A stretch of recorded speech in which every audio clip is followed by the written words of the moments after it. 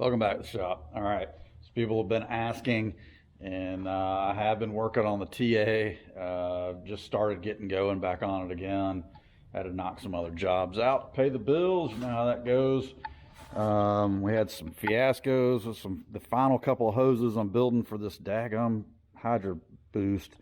They had this one hose that's fat that came in this kit, and it keeps folding over when you try to put the olive on the end for the PTFE hose fittings. So have a ruined hose now that it's ruined. I've got some more of this stuff that I just bought to do the transmission cooler lines,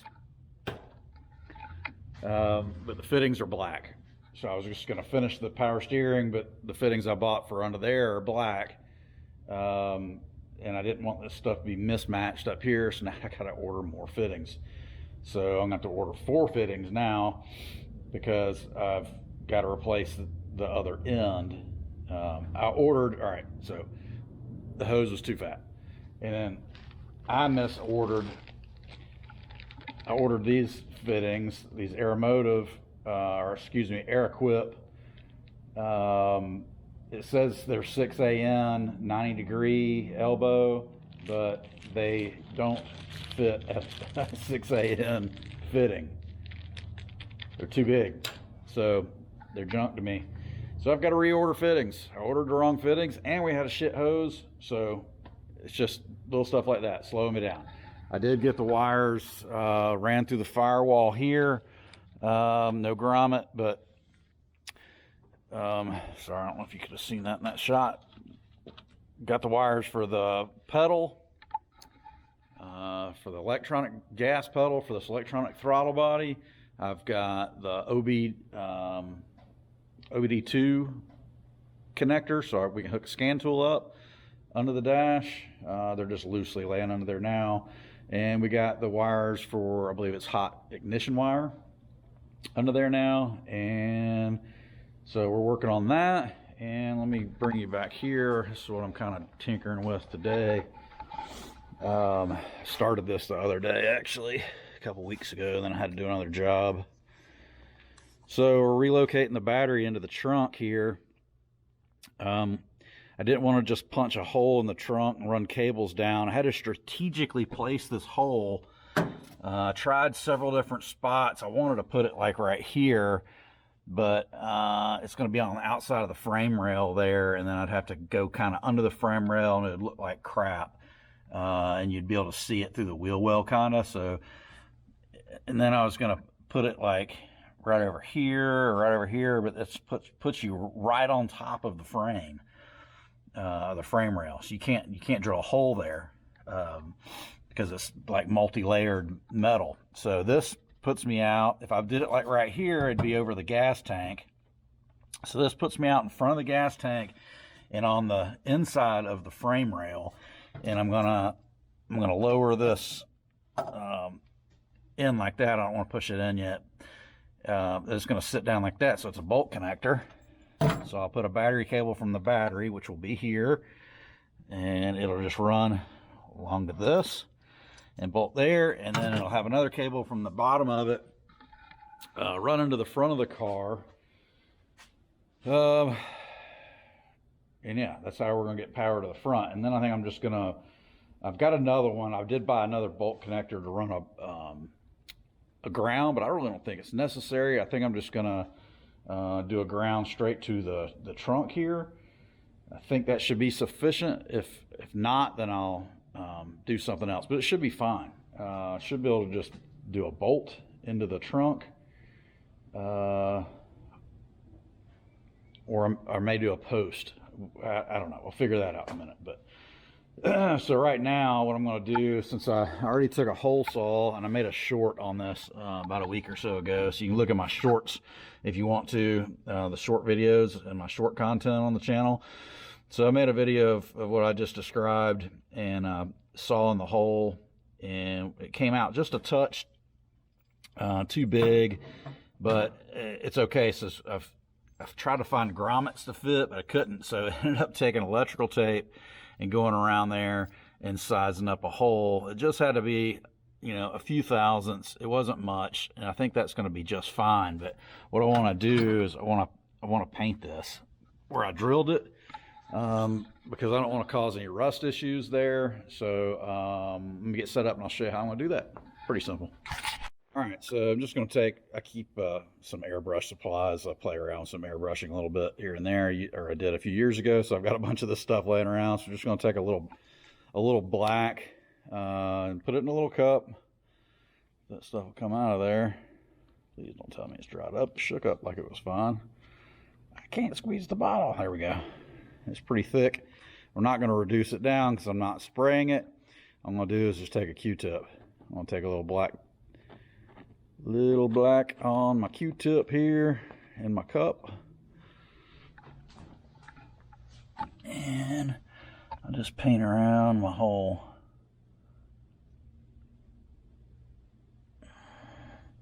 This way we can seal that off, and I'll put a couple coats on that.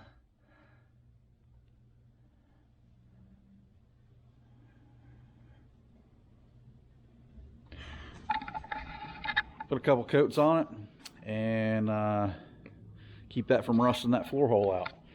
I think that'll turn out just fine. I gotta get a battery, and we're limited on battery sizes because of the way it's got to tuck in that hole, and just the way that the mount is. It's just a Summit aluminum battery mount, and it can only be like 7 inches high. You can put like a red top Optima or whatever Optima battery and use these, or you can take just these spacers out and use a regular car battery. So whatever the owner decides to do, I think he said he's just going to put a regular battery in it because they're like $100 cheaper. So you can just like go to Walmart or something, get a regular battery, just get the right dimensions, and yeah, be fine. So $150 or less.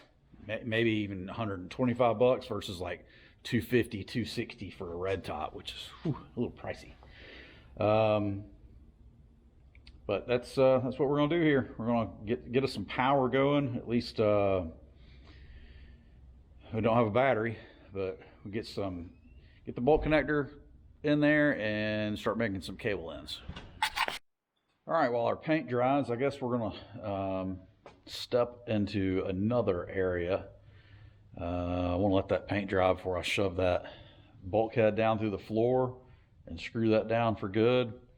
I can't finish my dang hoses here on the power steering. I wish I could. I've been trying to button this thing up for quite a while, and it's just fighting me. So I haven't even ordered the fittings again. So I was kind of waiting to see. I didn't want to order like a few fittings and not have enough for free shipping on Summit. So it's like, I know we're going to need more stuff. So I'm going to wait, and hopefully we get over $100 and you get free shipping, I think. So anyway, we got a pile of parts here though that we ordered from our last shipment. We've got a Lokar transmission dipstick there. Excuse me, can't speak today. We've got a big cooler. We had a smaller cooler. We were running this small cooler before, and this motor is going to make quite a bit more power, which is going to heat the converter up quite a bit more, especially in traffic and doing burnouts and abuse. So this thing's going to get abused, I'm pretty sure. So I figured let's try to get as much heat out of the transmission as we can. So we'll put that in front of the condenser, and hopefully our cooling fan will pull enough air to keep all that stuff cool. It's got a pretty decent sized fan on it. We'll find out. If not, then you may end up having to get a better fan set up, maybe some brushless stuff or something. But maybe this will be just fine. Should be. But hey, we're in Georgia and it gets hot as hell down here, and it's going to have air conditioning running. So you're going to have the heat from the condenser and the heat from the radiator and the heat from that transmission cooler, which is rather large. It does have 6AN fittings on it. it here. Get this stuff out of the way. So I bought some fittings. Like I said, they're black. And I bought some transmission fittings. They're in here somewhere. I had to buy a block off for the detent cable. We're not running a detent cable. If you haven't been following along, yes, we are running the Turbo 350. I cut the bell housing off and put a Ultra Bell on it. There's the BOP bell housing. That'll be some artwork to remember this nightmare of a project. This wouldn't be that bad if I had some help. It's taken me forever because I'm by myself, and you run into a little roadblock, and you know, I got 3 kids and the shop's at the house, and there's lots of distractions. So anyway, so we got to block off where the detent cable, passenger kick down cable comes out of the transmission. So that will block that off. What else is in here? So we got the cooler, we got the dipstick. I just got some of these hold offs to hold the cooler lines. These will hold some lines. Fittings. There's my fittings to go in the transmission. Those should fit in the transmission where the old original hard lines went, and then we'll make some AN fittings. They're a little bit bigger than the factory line, just a touch, and let us get some stuff out of the way, and you won't have those big ass metal lines, which are kind of a pain in the butt to deal with sometimes. So. And those will hold those apart when I make those up. And my other fittings for that are up here. So let's throw that back there. And this one I took out of the bag because I wanted to see the olive, that piece I was talking about. When you take this apart, I hope y'all can see that. I'm holding this camera under my arm. So this piece right here, if you haven't watched my video on making these hydraulic lines, these PTFE lines, which I do have a video on, this goes, whoops, not on the floor. It doesn't go on the floor, it goes on the line here. So it goes like this, slides over like that. And it's usually fairly easy. Hopefully y'all can see that. It's just sometimes hard filming yourself. But it keeps folding that line over, so because the line's too fat. But if you put it on this one, it slides right over it. I don't know if you can tell, this line from this line is supposed to be both 6AN lines, but they are definitely different. You see that? Look how much fatter that is. It's almost a -8. So yeah, so it just keeps boogering up. And the stupid fittings I ordered that said -6 90 degree, when I saw -6 90 degree, I thought, hey, you know, that's what I need. But where's that thing at? Because I made one of them, I crimped it. Where's that joker at? I may have freaking slung it somewhere. I don't know, it's right in front of me. So this one I made up after I got done fighting this, trimming it back, trying to redo the olive. It wouldn't go because, you know, it came with one fitting pressed on, and then you got to cut the other end to size and then put your own fitting on it, or fittings they supplied. They didn't supply all the fittings, so I had to order some fittings. That was one of the problems. I ordered the wrong fittings. So this fitting is supposed to be -6, but it's too big. I don't know why. It's something goofy, but if you'll see here, let me screw this off. I'll show you.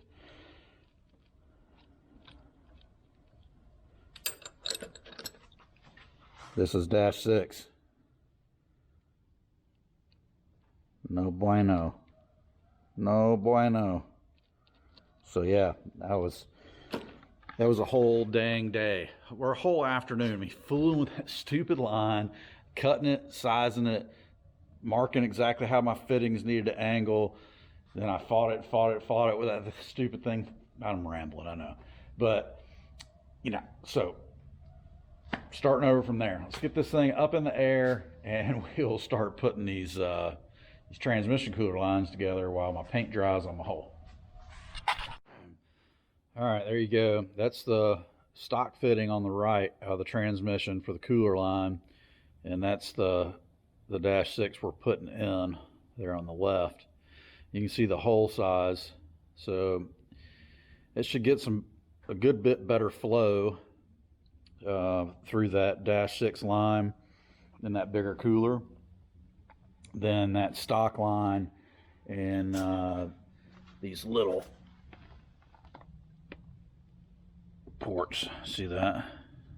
See, that's about the same stock versus little guy, and then that one is much bigger. And you can see the pipes on this one are the same. See, that's the same right there. Get out of the way, washer. So maybe that will save the little turbo 350 for a little while until he destroys it. We're gonna pull the pan off this thing too. I'm gonna see if I can get that detent cable is poking out of the top hole just a little bit where I got to put that plug in. So I want to put a filter in this thing anyway. The pan hasn't been off since we had this transmission built, to my knowledge, which was a long time ago, 11 years ago, maybe 10 years ago. I can't remember. It's been quite a long time ago because I moved out of the shop where it was built in 2014. Yeah, 2014. We moved out of that shop and we built it there. We were there between 2010 and 2014. So somewhere in that time frame, this car was built. We're currently in 2023. This is like March of 2023. So do the math. It's a pretty old build. I just can't remember exactly what year we built it. I know it wasn't the first year. So it's probably 11 or 12 it was built. Anywho, I'm going to get these fittings installed in the transmission, and so they will go in those two holes right there, and then we'll pull this pan down, and the detent cable, see that bolt sticking up? Let's see if I can get this light where it's not killing the camera. I have to get my other light out. It's on the charger. There's a lot of little tiny little wires sticking out, about that much, where the old shift kick down cable mounted, hooked to. So I gotta trim that off or take it totally out. I think I can get to it from the bottom. I hope I can get to it. It may have to take the valve body down, which I'm not going to do. If I have to, I'll pull that thing up and snip it. But we'll see when I pull the pan down, because the pan's got to come off anyway. Change the filter, just make sure everything looks okay in there. All right, I'm going to put these fittings in. I'm not going to film it. All right, so I'm kind of bouncing all over the place on this thing. I'm looking at mounting the transcooler, so I pulled that dust guard, chin spoiler, dust deal, whatever you want to call it, down so we can expose the radiator and condenser a little more. I can slide that big cooler in this way, no problem. I just got to mount it to the condenser, which is no big deal. I should be able to get in there fairly easy. Got to run some lines, so I got the fittings put in the Turbo 350 for my AN lines. If we can see that, they're up in there. Tucked up my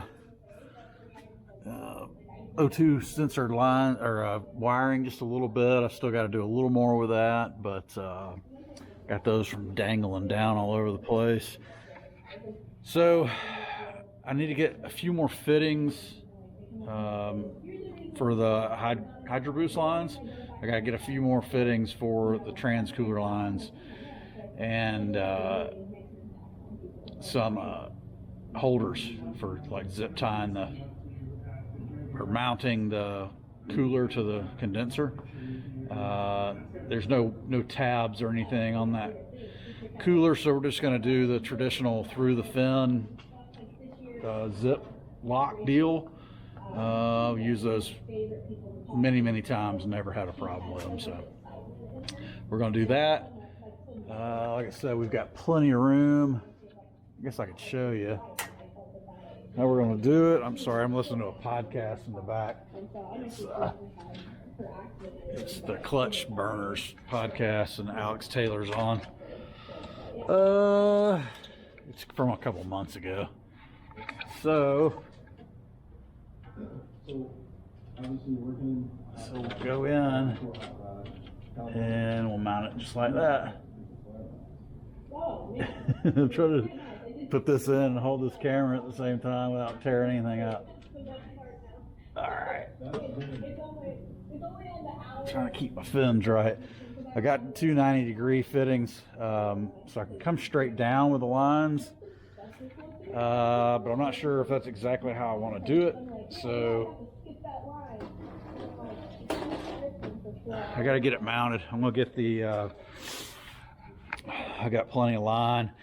We're going to, this PTFE, we're going to put some straights on to go to the transmission. And then I'll get my line out.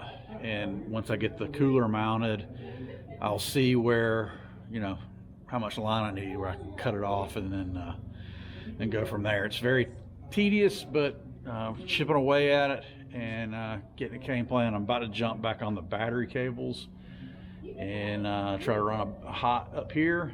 And I need to get with Robert on this car and get a battery. Whew. Yeah, so chipping away, that's all we can do.